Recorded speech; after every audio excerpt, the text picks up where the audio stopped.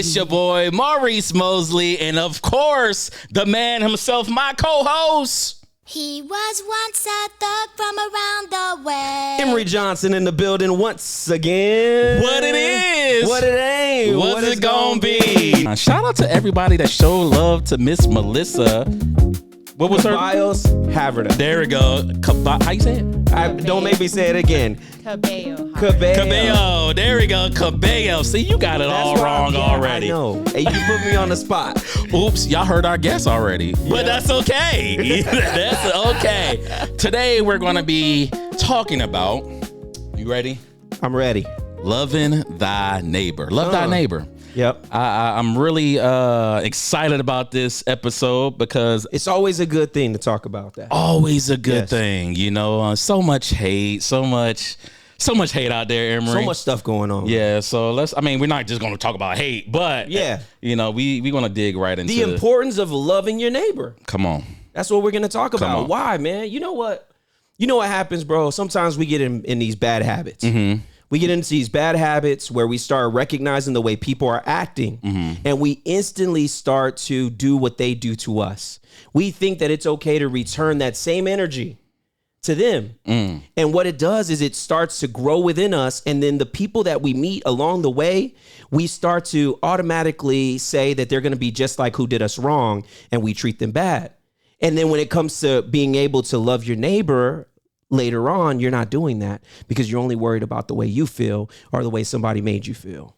That's good. That's good. By saying that, we gonna tap right. We gonna stay there. I feel you. By saying that, I wanted to introduce our guest. You know, because you heard her, but you haven't seen her yet, and her name is Dr. Sukh Kaur. Nicely done. I said it. I'm excited. Yeah, good job. Yeah, and she's not by herself. Yep. Woo woo, or I should say roof roof. You know. Yeah, come on. What's the? I know you told me off camera, but what's the beautiful puppy name again? Hida, which means diamond in your language. Talking about her language, I feel so embarrassed because the whole time I've been watching everything that's going on in San Antonio these days. Right. Everything. And I never knew that you were South Asian or South Asian, right? Mm-hmm. Whoa, I never knew that, bro. I didn't know that either. I really didn't know that. But when we were getting to know a little bit more about you, I was like, wow, we gotta, pinpoint that. She is the first South Asian to serve on the San Antonio Council. I just knew she was Hispanic. Yeah. I knew it. I just knew she was. See, confusing, bro. Yo, I gotta work on my Spanish, bro. You lived in San Antonio your whole life and you don't know, but hola.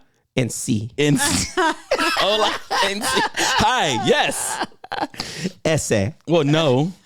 No is just no. You know? No. You know? Claro. Bien. Bien. Y tú? And you? Aquí. Here. Grande? That's all I know. All right, we're good. Anyways, bro. Go ahead, finish it off. What else? Yes, first South Asian to serve on the San Antonio City Council. She has her doctorate in educational leadership at Vanderbilt, which is awesome. She has her MBA in educational entrepreneurship program from Rice University. Not only that, but she has her BA in policy studies from Rice University. And as we speak, she's the San Antonio District 1 Councilwoman. Come on. Let's give it up for that one. You have to come. What? You know, she's the second person that we had on this show that is just, y'all just so educated. So I'm going to go back to my PlayStation 5 and figure out if I can get all these stars. I can put them on my bio. You know what I'm saying? Vanderbilt, what's that, Tennessee? Yep. I believe. Where's Rice at? Right? Houston? Yes. I mean, she everywhere, Tennessee to Houston. I mean, I like it, bro. Doing big things. You see a pattern here? Yeah. You know? I feel like all the educated. I feel like all the educated we bring on the show is just gonna rub off on us automatically. You know, that's how it works. Can I get my degree now, please? That's how it works. So I am Dr. Maurice Mosley today. No, you ain't. As long as my debt can roll off on you too. Come on. Oh, wait, hold on. We got debt collection. That's right.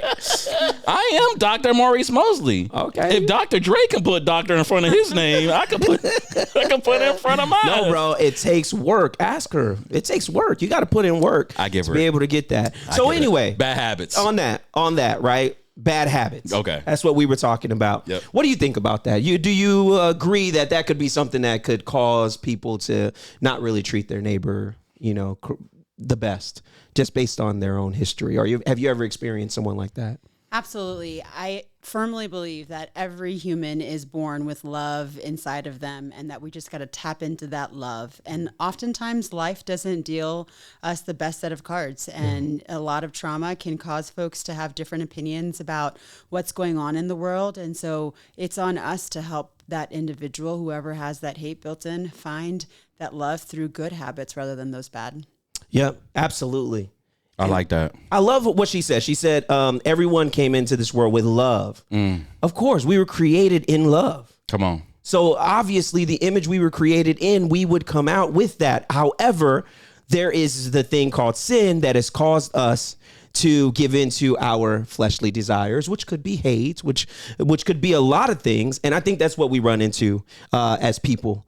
And we have to understand that. The sooner we can understand that, the better off we can be by loving our neighbor. You have some awesome missions that I read about, one of which you said that they said that you wanted a more equitable San Antonio. Talk to me about that and how is the process right now? How is that coming along? So I started down this line of deciding that I was going to run for city council because I'm an educator. So spent 15 years in K-12 public ed, and I was on the west side working with a school principal over there. And man, those leaders in that school were working so hard and the teachers were working so hard. And yet by state standards, which we can argue in a whole nother conversation, that school was failing. And I started looking around at all of the systemic issues that are truly affecting the community. And it had much more to do than the teachers in the classroom or the curriculum being taught. And too often we put solving poverty on the shoulders of our educators alone, and it's not sufficient. They can't bear the burden of all of our challenges that we have systemically created in this community. And so I would love to see San Antonio where you could drive through District 1 and not see a neighborhood that is perfectly manicured with the best sidewalks and streets, and then one where it looks like it's fallen apart. And whether you're talking about infrastructure, talking about housing, parks and community centers, there's a stark difference across neighborhoods in our community. And until we all agree that it's all of our challenge to address, it's not going to happen. That lines right up with that love thy neighbor, my bro. Come on. I love that. I love that because you recognize that. A lot of times we be driving through all over San Antonio. It was like, how come it's so nice here? But what happened to there? We just been 2 blocks down the street. But it's a beautiful thing that you recognize that. So my question is, what next? Like, how do we get to that point where, it's the one across the street look like the one, 2 blocks away. Yeah. It's a commitment to making sure that all of our city is equitable and doubling down on the investment where it's needed. But I'll tell you, those challenges are deep. So when I came in, I said I was focusing on sidewalks. I created a whole program called Safe Passageway to Schools and making sure that we could really assess, because you know how schools are funded, it's through whether kids are in the chairs or not. Right. And if they're walking through a flood zone to get to school, they're probably going to choose that. I'll just skip today. It's raining too hard. And so I looked at sidewalks, I looked at crosswalks, I looked at pedestrian accidents, and we tried to map it out for all of our schools in District 1.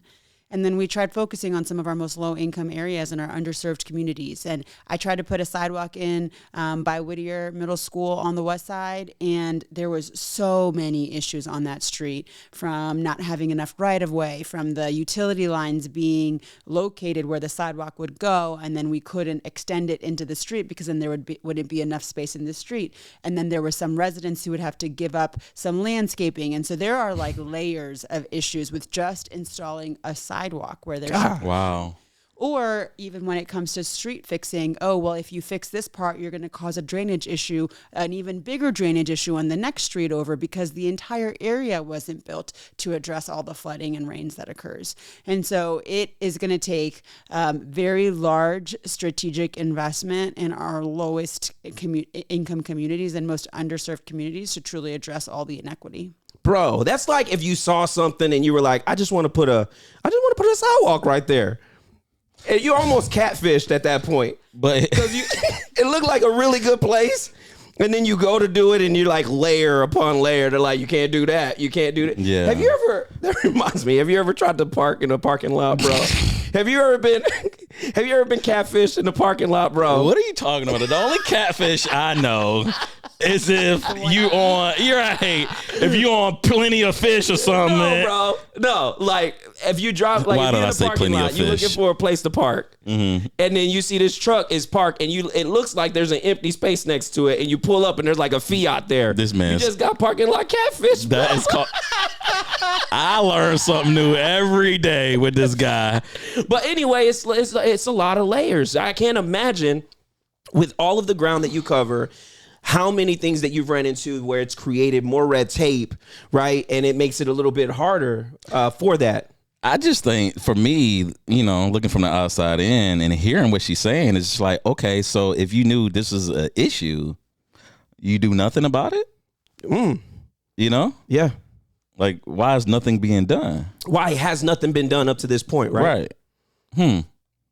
Is that a question that you've been able to actually like kind of communicate and get a good answer for? Or? And I would argue that it's not that nothing is being done. It's just that it's not enough being done. And it is, okay, this part of the street right now can't be tackled, but where can we reinvest other dollars, and where can we ensure that there is still support that's being provided? And so I do think we're working on our biggest challenges as a community, but it's just not enough. Yeah. That's really good information. I didn't know. I really didn't know that, man. When you come in to District 1 and the other person is leaving District 1, is there a meeting of the minds so that there's like a torch that's passed and we know this is the process, this is where we've gone? Yes, we want to, trust me, we've been trying to put in these sidewalks. Do they tell you this is where we're at and you could take off from here? Or is it kind of like, man, they don't want me here. They don't want me here. I'm done. And then the next person's coming in. Okay, I'm shredding sidewalks. all the work. Like, I'm shredding everything, right.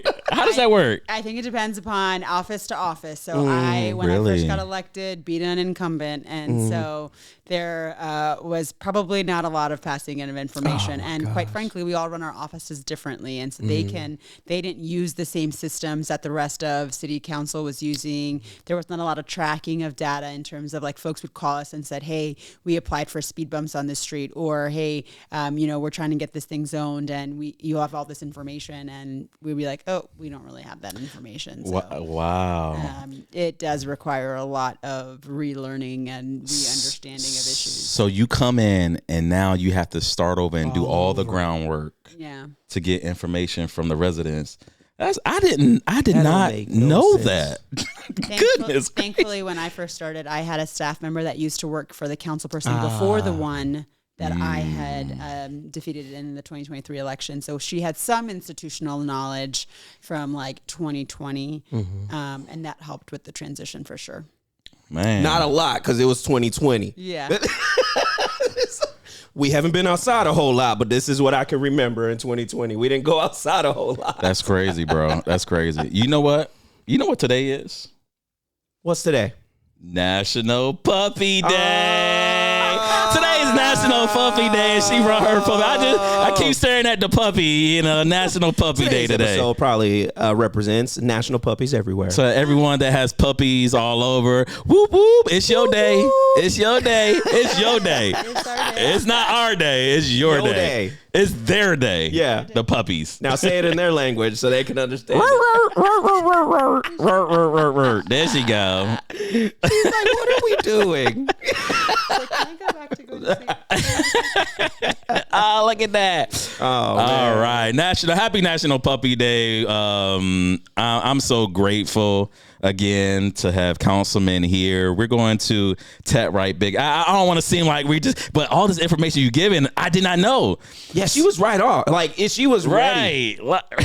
But that's what I noticed. I've seen you in many places, and everywhere. We had the pleasure of having her over at the apartment association as well, and that was one of my favorite meetings as well, because you shared a lot. You talked about some good stuff that we needed to know, and you weren't afraid to say things that you were learning, that you were still getting the clarity on, and you were willing to listen. So I really appreciate that. I didn't get to tell you that, but I really appreciate that. Which reminds me, another congratulations.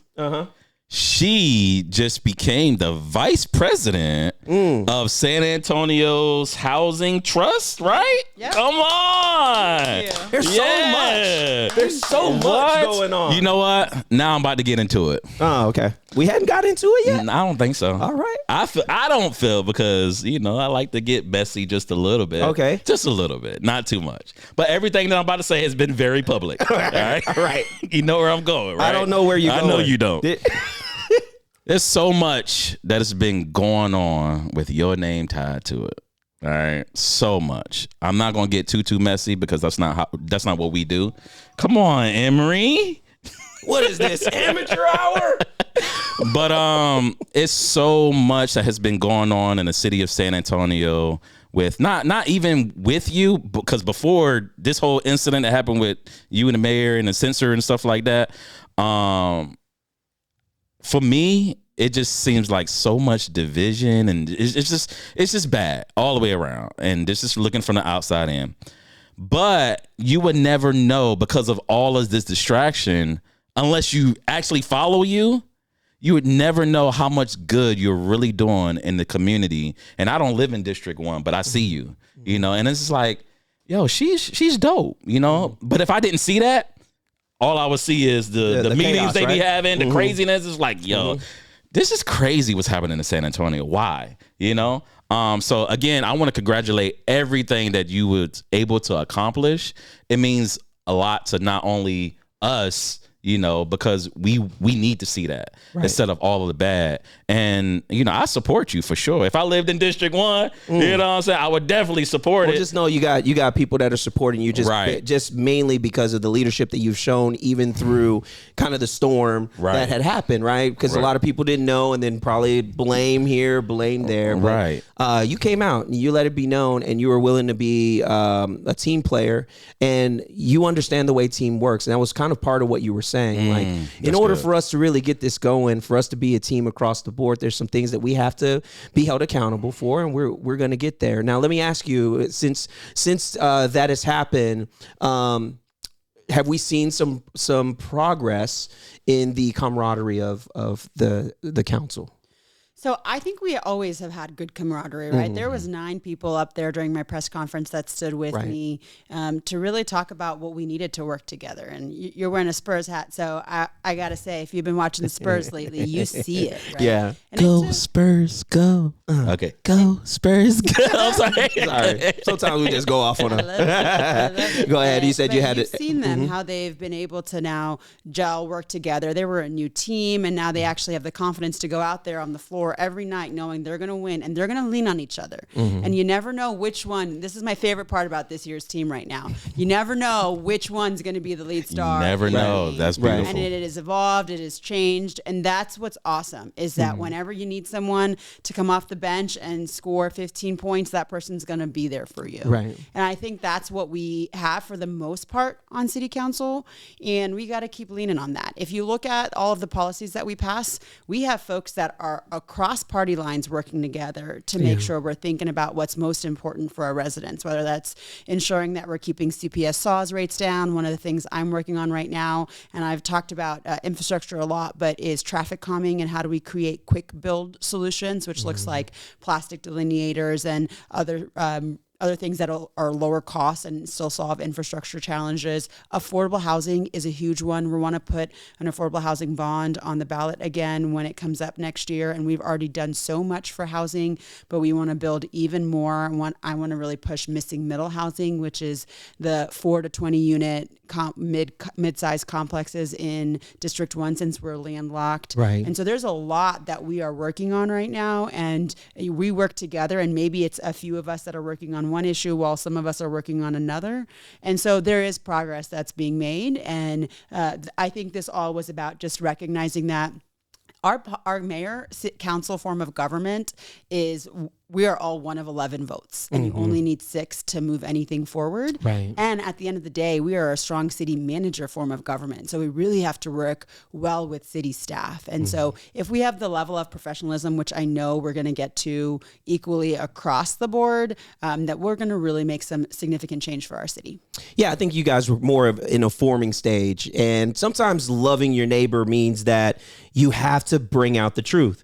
You got to tell you the truth. We said it a few episodes before when we were talking about the whole situation with ICE, and we were talking about how people are maybe harboring somebody or something like that. And that's not loving your neighbor. Really loving your neighbor is saying the truth. Look, this is an issue.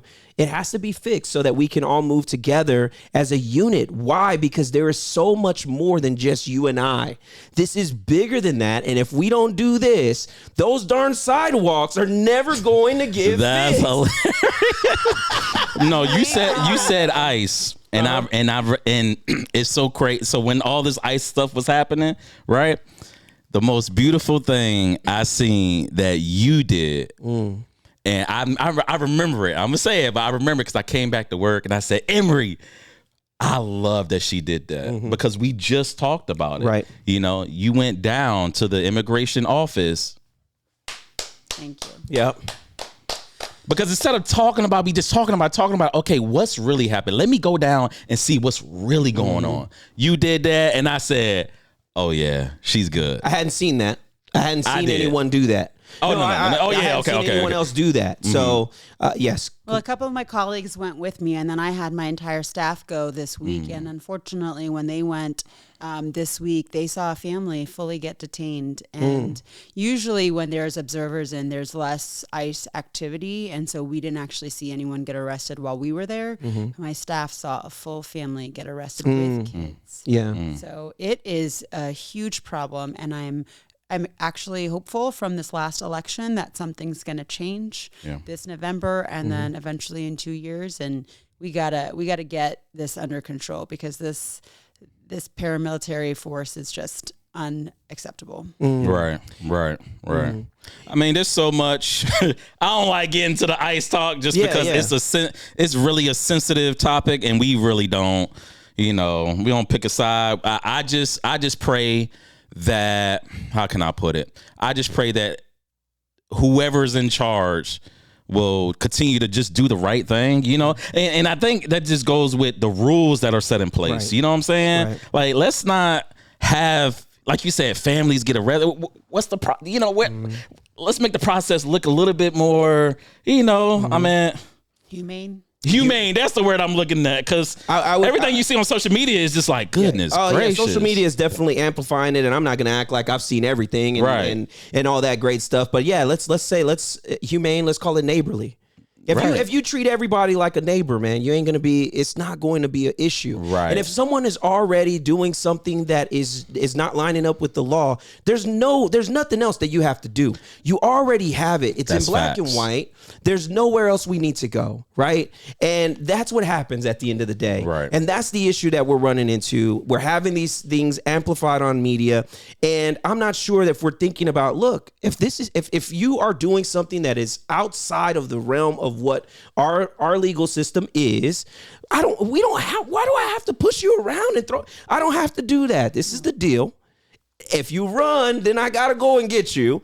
But this is what we have to do. And that's, unfortunately, not what we're seeing. Yeah. I'm not going to act like that's not happening. I don't know, but that's not what we're seeing. And so we gotta work on that. And you said something, and I wonder if you would agree, since you went down to the office, the process. I'm not against the legal system of it all. What's going on with the process? That's been my question. The process of getting someone who comes here to take refuge in most cases in the good way. And how long is it taking them to be able to get through this process? I'm curious as to what that looks like. Well, the process takes way too long. Right. When we were there at the court, we saw a couple of folks actually come down from other cities who were here. They had social security numbers. They were working. One of them came down with their kiddo, and they were still trying to go through the asylum process. And so, I asked to talk to one of them afterwards, and he was like, I just got to get out of here because, he was scared. But it just takes way too long to figure out how we can get these people safe and permanent paperwork. And then at the same time, there is also folks that are being detained wrongfully. Like at the raid that happened in my district back in November, I talked to one of the attorneys whose previous client who had gotten full paperwork, permanent residency here, and then was detained for weeks at the center. And so, there is no process. And when you don't have that's a process, big deal. when you don't follow, you said, we all agree with the legal system. There's a reason we have it. Because if we didn't, Chaos, right? Chaos, right. would ensue. So we've got to follow the process, but that means for everyone. And it should not matter the color of their skin or the language they speak, because that's not neighborly. No, that's not neighborly. How do you follow a process if there's no process? And that's really interesting that you said that. It's crazy that we're talking about this because I remember, because I'm a disabled veteran myself, and I remember being in the military.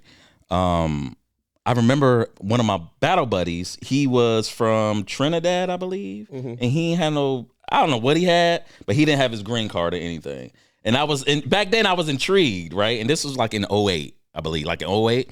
And I'm like, I never knew the process. He said, yeah, if I be in the military for like 3 years and I get my green card. And I said, 3 years?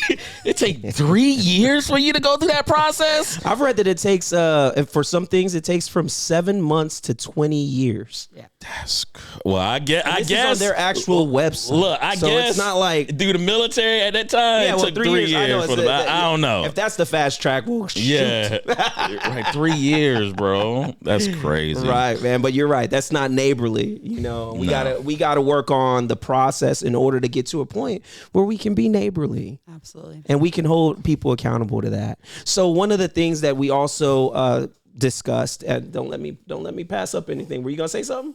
Well, no, I was gonna go back to what she said about affordable houses. Yes, because something stood out to me, and I don't know why. Because I'm silly.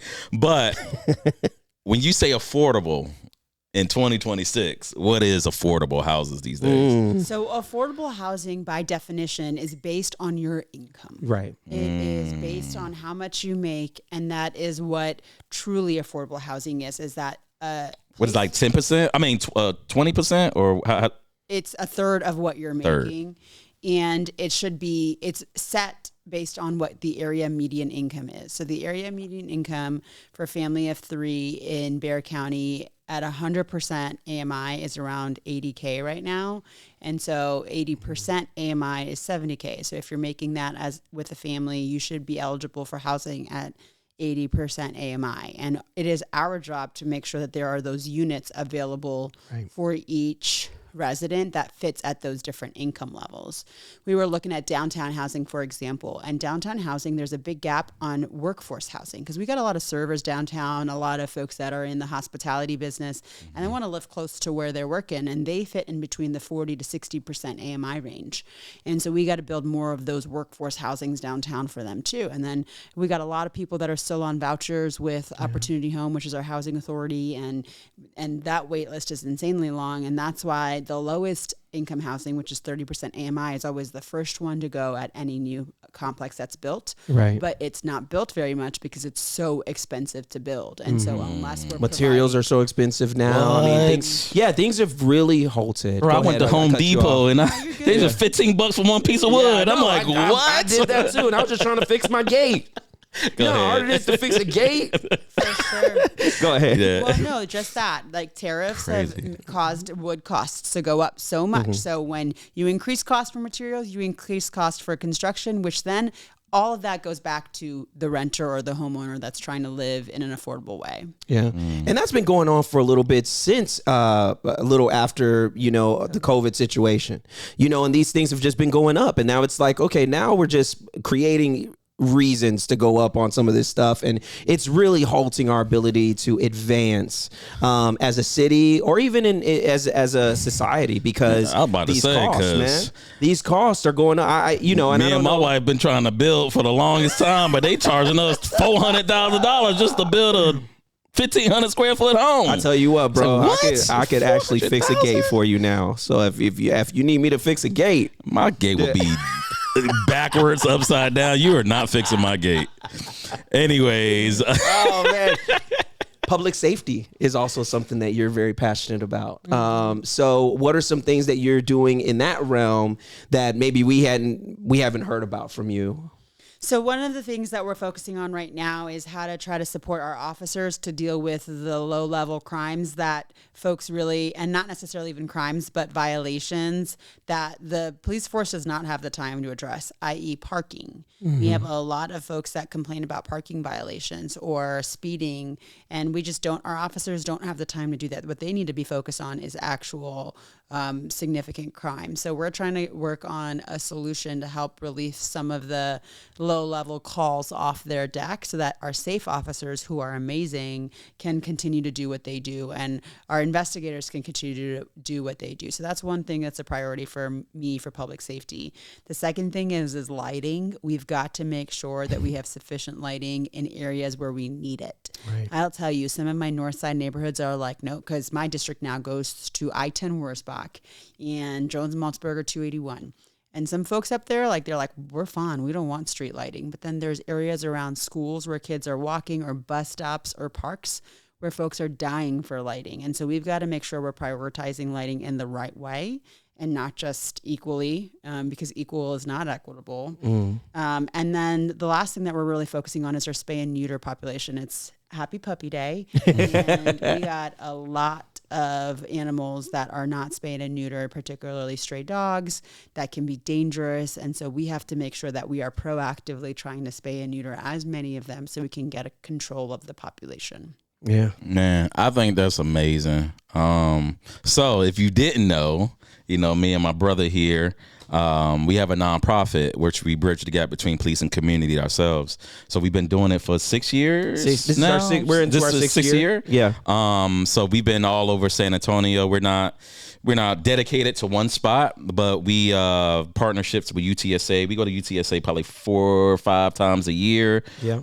Part of their summer camps. We just got back from UTSA, one of their a couple weeks ago. Yeah, we got Marshall High School. Right, Marshall High School ideas. Yeah. So what we do, we go in and we sit down and we give officers opportunity to sit down at the table, kind of like this. We sitting down at the table and just putting it all out there, and give the residents, students, kids, adults a chance to get it off their chest, to learn who your officers are. Right. Because a lot of time, we've done so many events, and I don't know how many people didn't know what a safe officer was. And I'm like, wait a minute, you've been in San Antonio your whole life and you don't know what a safe officer is?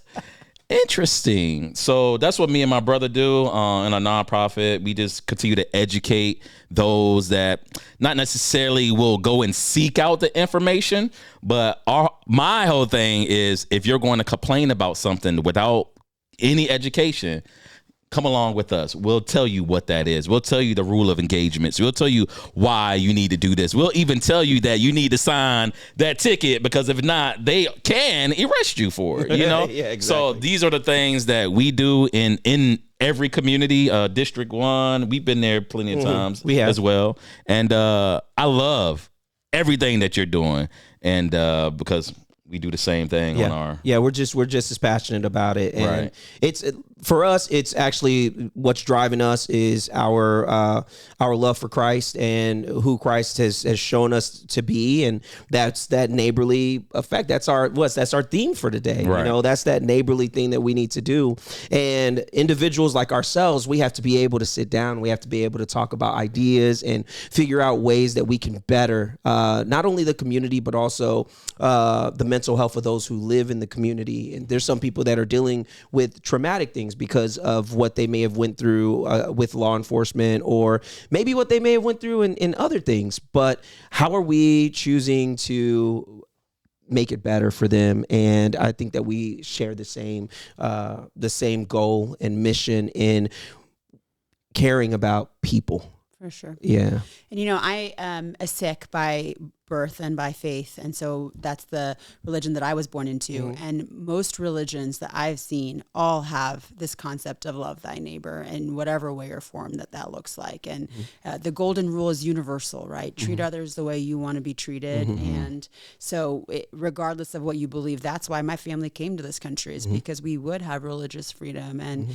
the ability to practice what we believe. But at the end of the day, regardless of what faith that may be, love thy neighbor is a universal theme. Yeah, there's something that that morally drives you to treat people the right way, and it can't be measured, and it's definitely given. Just like you said, you're born into, you're born with, you have love in you, and that is the most important thing. Now, where that source comes from is very important for you to look at. At the end of the day, though, the action of it will really get you closer to understanding that source. And so without having to push anybody to look at it this certain way, I want to encourage everyone to look at where that source is from so that you can fully understand the power behind the love that you were born with. Absolutely. Yeah.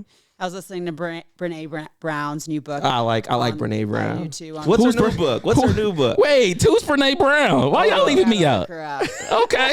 She's I love your book. It's a really good book. She's got plenty. And so she's got a new one called Strong Ground. And one of the things that she talks about is values without actions attributed to those values are just words. And so she says, you can have these braving norms and these things that you say you want your organization to live by, but you got to put actions, you got to put things that are actually going to create those norms to be real, to in order for them to really exist. Right. And I love that. We can't sit here and just be hitting on a gong, right? Yeah, I could tell you I love you, but if I ain't putting no action behind it, it's just noise. It's just words. It's just words. It's just noise. We can't live like that.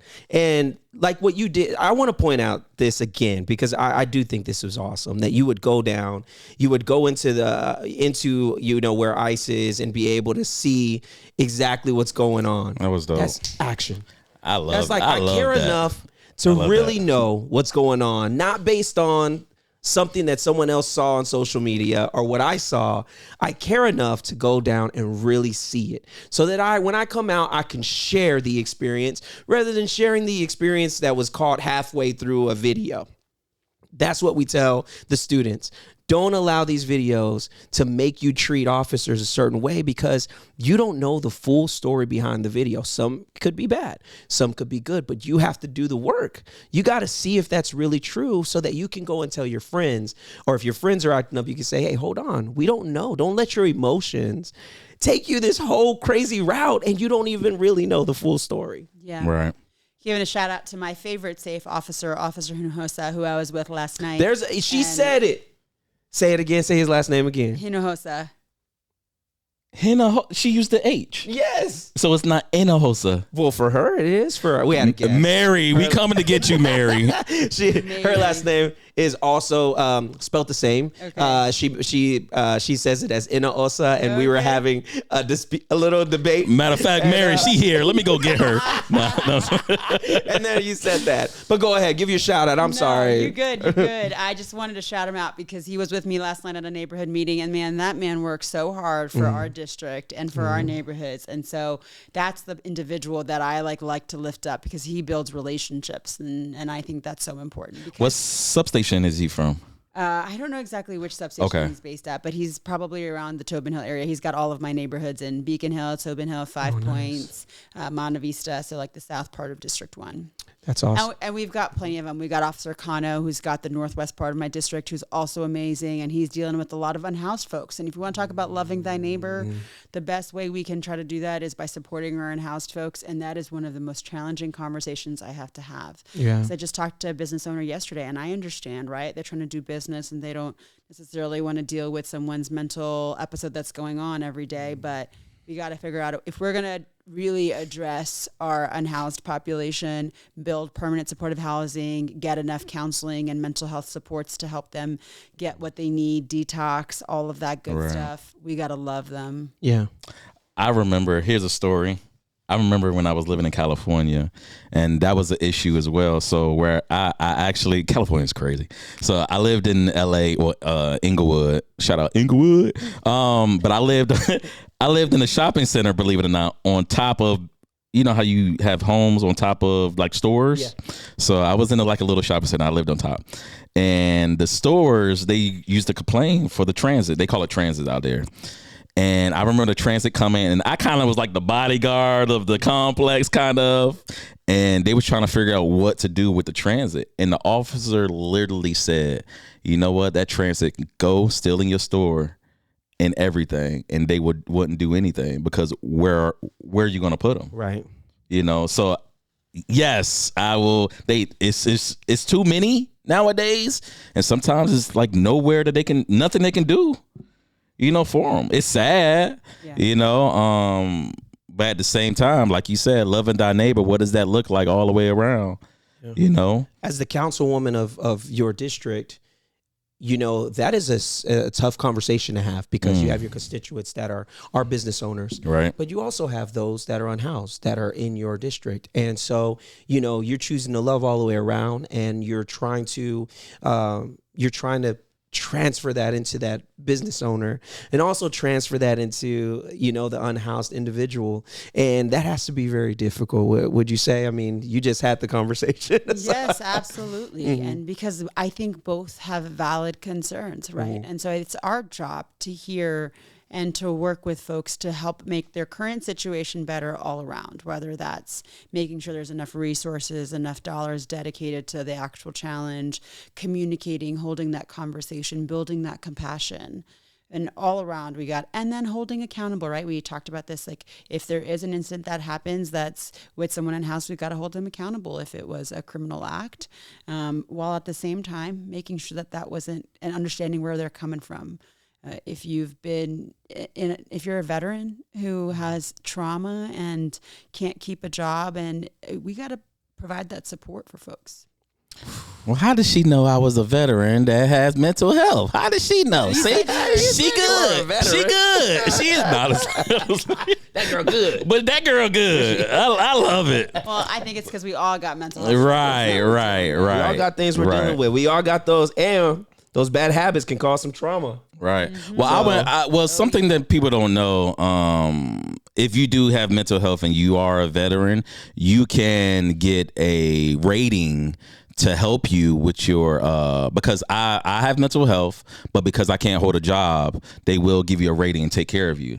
And I think a lot of people don't know that, but it's a lot of veterans out here that feel like, you know, there aren't no resources, but I personally know that there's a lot of resources for us.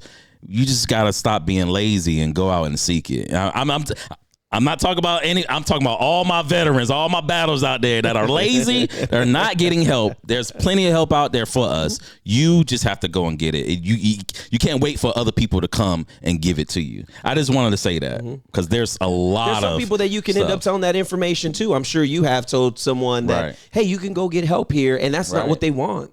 You know, in their mind, they can get vouchers, all that stuff. Yeah. There's a ton of things. So one of the things the Housing Trust just did, and this was an idea from one of the gentlemen that worked there, is built a community for our vets that accepts the veteran voucher, the VASH, and they're able to actually get that, and it's fully accessible units. It's good. And it's an amazing spot. It's in District 8. It's now open and leasing. And wow. So, if you are a vet listening, there are options for you. That's good. That's really Is that the only one right now? That's one of the ones that is fully veteran based and it accepts VASH vouchers, and every unit that was built there is an accessible unit. So that's incredible because it takes again, another thing that costs more money is making things more accessible, right? Yeah. And so, but it's important because it is. Just because you're in a wheelchair doesn't mean you don't deserve a great place to live. Right. After going over and doing what you've done, For our country. everything that you've done for our country, 100%. man, you come back here, 100%. bro, we going to have a place for you to live. We going to have a car for you. I'm saying what we should do. I don't know about a car. I don't know about that. Man, we going to get him a black truck, some land. But no, like being a veteran, actually going through the process, without getting emotional, because I like to get emotional, by the way, if you didn't know me. I like to get emotional. Automatically I always get emotional. But, a lot of people don't understand the stuff that we see and stuff that we go through is not it's not how we live in America. So when we experience that stuff and come back home, it's just like, okay, I'm in a new place. Yeah. And when we come home and see that even loving thy neighbor, brothers fighting against each other, we fighting over silly stuff. Yeah. And it's just like, yo, where am I? I want to go back to Iraq because at least I have peace of mind there. And, dealing with Middle Eastern people, man, that I've never, of course you hear what you hear on TV, but they were some of the nicest people that I ever met. I had a whole bunch of Iraqis give me their shirts off their backs just to get a soda, bro. Wow. You know what I'm saying? And it's just like, and then you come home and we fighting over, there's a killing because Jordan just dropped a new, and it's like, what are we doing? So a lot of veterans, they come back home and they don't feel like they fit in. Because we learn about brotherhood, we learn about I got your back, you got my back. To come home and see no brotherhood, everybody shooting each other, it messes with our mental, and we always want that. I think that's why I attach to you because. I'm not gonna go there. I'm attached to you because it's just like it reminds me of that brotherhood. I got your back, you got my back, and I think as a society, that's the type of mindset we just need to have in general as a whole. Because again, it's a lot of individuals, and I get it, but do you even know your neighbor? I asked my wife that. I said, we haven't even knocked at the door of our neighbor to see if they need anything. We talking about loving thy neighbor. What about next door? Yeah. We haven't even done that. Start there. I'm not saying, go meet everybody in the whole city, but if you don't even know your neighbor, I remember back in the day, they knew each other, you know? Now it seems like we just going further and further away from it, and it's just like, why? Yeah. What happened? So that's a whole nother show. Yeah, it is a whole nother show. I just wanted to share that as a veteran that has PTSD, mental health. That's some of the things that I struggle with, and I couldn't trust nobody. So I couldn't hold a job because I go to job and it's just like, man, everybody out for themselves. Like, how are we supposed to have a job working together if y'all fighting amongst yourselves? Yeah. And I couldn't handle that. So I'm the vocal one. When you vocal, they don't like that. Nah. So I couldn't keep a job. So I went and got my, my situation. So thank you, Lord, that I'm good. But I just wanted to share that. Sorry, I took up some of your time there. Sorry, she's learning, but I'm learning. Yeah, for sure. I do have a question for you, though. Okay. What you asked that question, you ask it better. What? Like once with everything away, who is like? Yes, I think that's how I was gonna go. Okay, I'm gonna go there. See, give me some handbook. Yeah. So this is a part of the show where I know we ain't really get too deep into the political stuff and your stance. Well, everybody knows Dr. Sukh Kaur. I'm trying to remember to say it right. Man, you got a sound effects out of that. Come on, bam. Oh, you know what? You know what? You know what we're gonna do? I'm gonna keep that sound effect. So every time somebody says something, I'm gonna say bam. But I love to get to see the side that people don't know about Dr. Sukh Kaur. When you were born in South India? Yeah. India? Who is North that? India, yeah. North India? Who is that doctor? So I say I have human rights going through my veins in social justice blood because I was born in a genocide in India. Actually, my sister had just been born in 1984 when the genocide actually happened. My family moved to North India in Bathinda. And that's when I was born in Bathinda, and it still was not safe. There was still a lack of opportunity there. So that's what brought us to this country and this hope of the American dream. And so that's who I was as a kid. I was a brat. And my mom and folks love to remind me of that. I was very stubborn, and they say I still am. And I always love to compete. I've always been a competitor. And so, you know, the person that folks don't necessarily always see is I love playing sports. And if you see that in my bio, I still try to go out there every night. You're pretty tall. Was it basketball, volleyball? I played basketball and volleyball in high school, but then I transitioned to flag football. So I've been... What? That's our favorite sport. See? We would have known that. Come on. They throwing it up to you all the time, right? Yeah, I'm tall. But Bam. Come on. I usually play center, so I run the like Gronk style route. Oh, okay. What? Okay. But I've been playing flag for almost 20 years now, and I still try to go out there, run around, and have a good time. And so, you know, I love sports. I love a good competition. But my knees haven't been keeping up pretty well, so I've been switching over. Your mind is ready to go, but your body's like, nah. You got to slow it down a little bit. Man. Yeah, I got a bruise on my arm, and from last week, I just hit the ground so hard. Oh my goodness. God. So you still out there playing sports? She's still out there, bro. I love it. We play at Olmos Park, and I've played there before, flag football there, yeah. Hey, there's some good people out there. for sure. Okay. Yeah, they made me feel old Why? because they're really good. Oh, wait, you recently went out there too? No, it was a I while was back. about to say, I mean, That's what I'm saying. I feel like I'm young, but I already know I'm 40. Man, look, once you pass 40, I'm almost there. your mind says you can still do it. yeah. But like she said, but your body, your knees, your back, Yeah. that will tell you a whole nother story for Story, man. you. Man. But I still Okay. hoop once in a while. I play in some co-ed leagues. Okay. But I'm trying to transition to golf because it's better on the knees. Okay. But Tiger Woods. It's hard on the back though, right? A little bit, but I'm a yoga teacher, so Okay. I'm really flexible. Okay. Man, yoga too? What in the world's going on? What are we doing with our lives? What are we doing with our lives? Because every good entrepreneur uses time on a mic. So I teach Monday nights at 7:15 at Zenergy X Yoga at Hemisphere. If anyone wants to come by. Nice. Wait a minute. And then Hold on. Did she just pull up Maurice? I did. So I like to shout out the stuff I'm doing all the time too. You know, no judgment. He still did it. No judgment. But that's amazing. I did not know that. What else? Come on, give us some. Come on, what give us else? a little bit more. What do you do on your? Well, we already know what you do on your free time. Okay. What do you think, Emery? All right. Do you like to cook? No. Okay. I mean, I do once in a while, but I'm just always on the go. But I'm a little bit creative. My grandma, one of the things that she passed down, because back in the day in India, they didn't really have like a lot of resources. So she used to crochet and knit everything. So my grandma taught me how to crochet and knit and sew when I was a kid. So those are things that I was one of the few of the siblings that kept going. And then my new creative outlet is cricketing, which is the vinyl I've seen printing that, machine. but Yeah, I have that. I have you that. have that. That's Well, right. you know, I got my April own has it brand. too, so shout out to April. She has it too, so I've seen that before. I got my own brand. No judgment. here we go. Look, she started. No judgment. I have my own Don't say brand, it. but What is it, Maurice? Tell us. Oh, no. Well, you talking about No Judgment?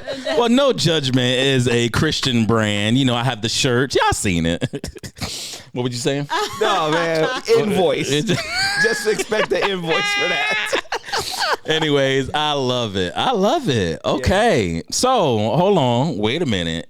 So, when you came from India, did y'all, like, where was the first state that y'all touched down in? Was it San Antonio? No, it was Maryland. So, you was on the East Coast. Okay. DMV. I love it. How long were you in Maryland for? About 15 years. Come on. Yeah, Okay. I went to high school there, and then I moved to Texas in Houston when I went to Rice. Oh, okay. That brought Got you here. you. So, is the family still in Maryland? Yeah, so split up a little bit. My folks are still there. Okay. So I can say you an East Coast baby.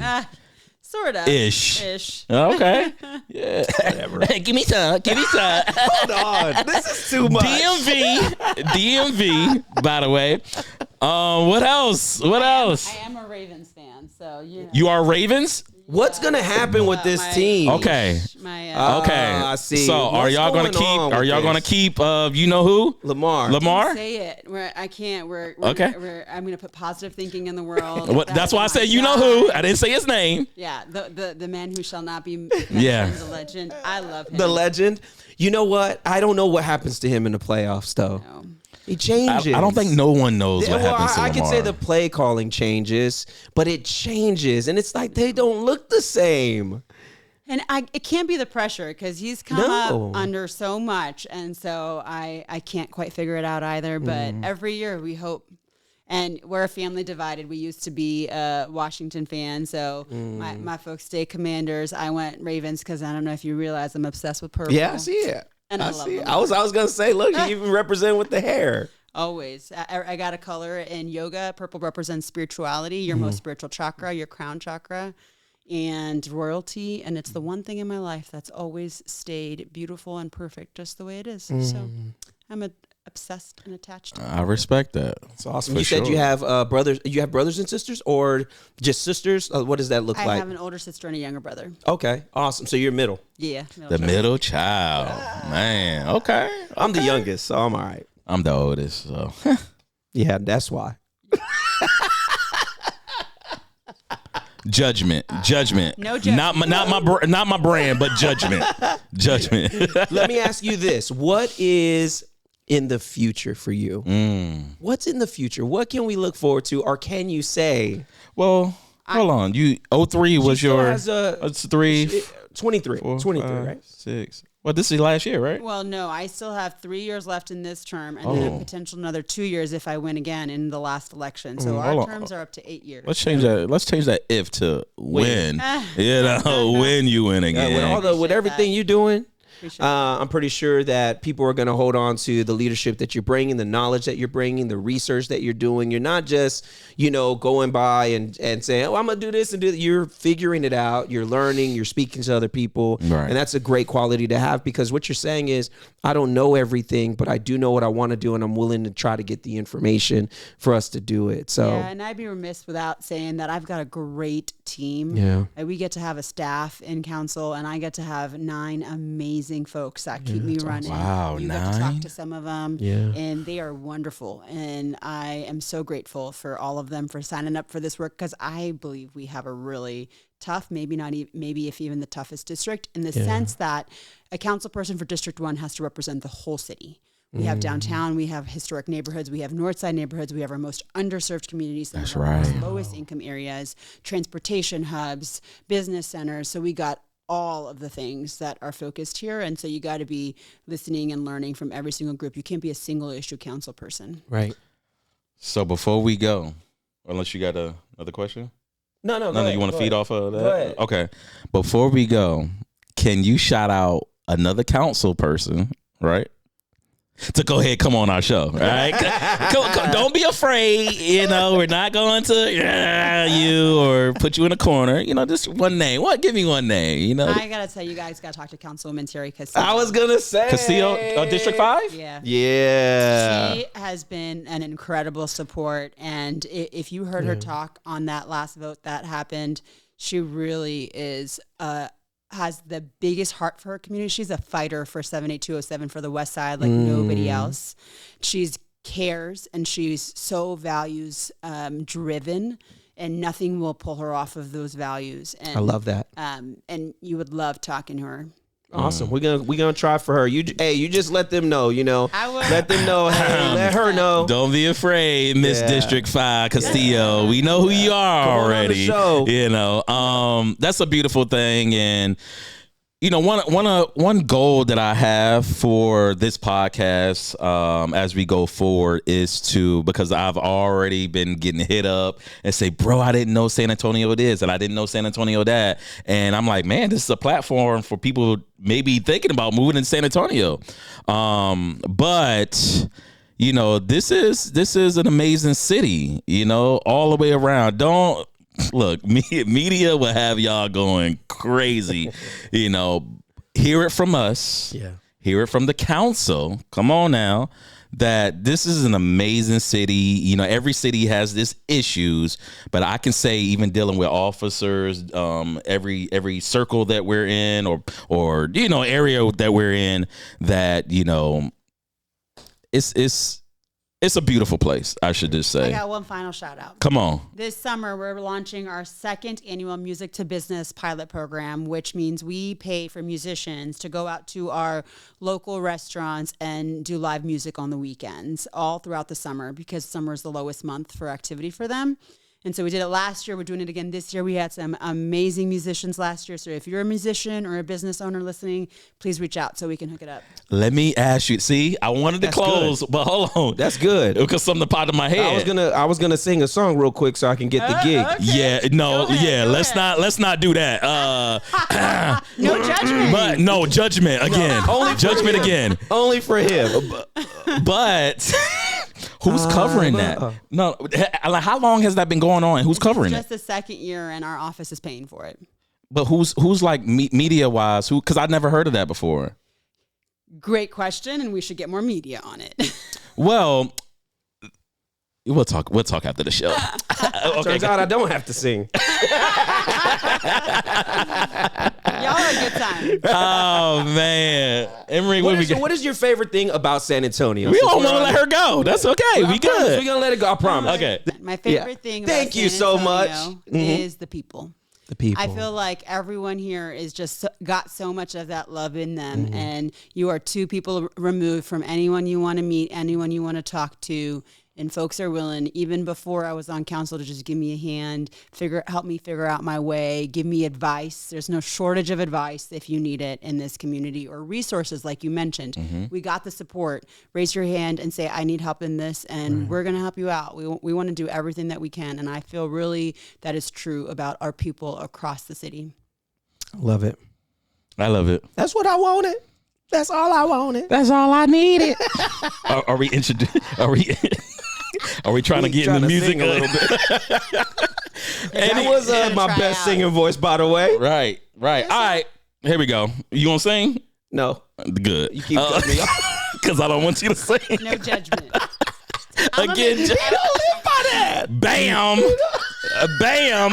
Come on. You know what? I got to use that for my commercial. You know what I mean? But anyways, as we close this episode, this was fun. This was really fun, and we definitely appreciate it. Yes. One thing that you want to tell San Antonio, and you going to close it.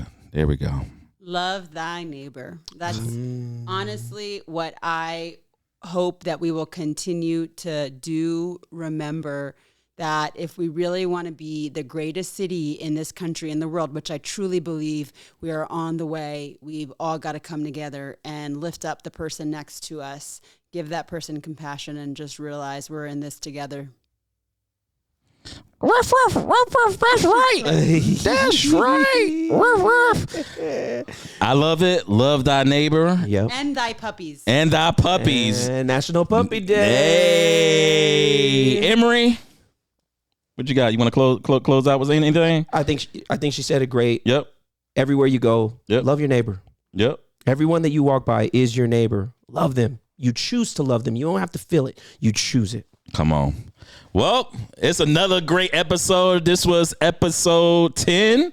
I promise. Or was it it's not 11? 10. It's 11. It's 11? 10? How do you say it in Spanish? 10-0. No, what? Oh! Wait, what's that laugh?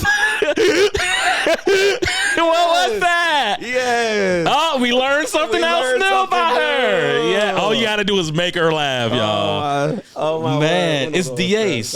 Oh, okay. I was counting right now. Man. We gonna take his San Antonio card. All right, guys. I'm sorry. You're